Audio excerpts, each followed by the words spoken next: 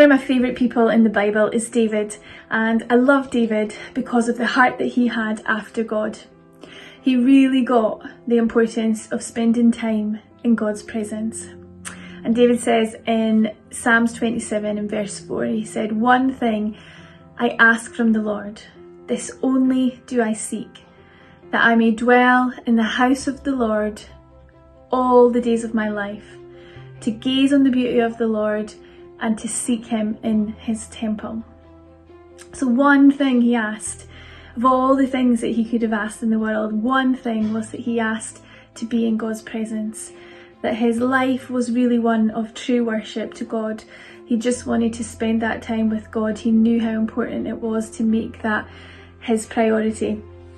And one thing that I've been learning over this season of lockdown and just this year, the start of this year as well, is really how important it is for our lives that we put God first, that we make spending time with him our number one priority. That actually it's the sustenance for our life, it's our daily bread, that we just need to get into his presence, and whatever that looks like to you, whether that's just sitting down, finding a quiet space, being still, asking God to speak to you and listening for his still small voice, or maybe that just looks like opening the Bible and waiting for God to speak to you through that.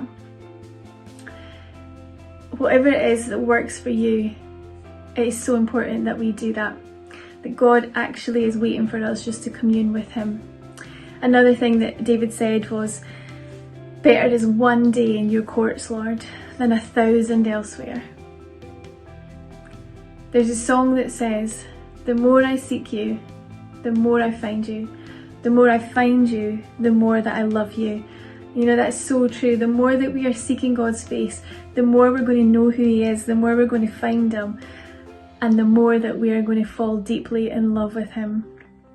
So can I encourage us this morning to put God first in our lives, to make seeking his face, to make spending time with him our number one priority, not to set everything else around, not to fit God around our schedules, but to make sure that he's first and then we set other things around that.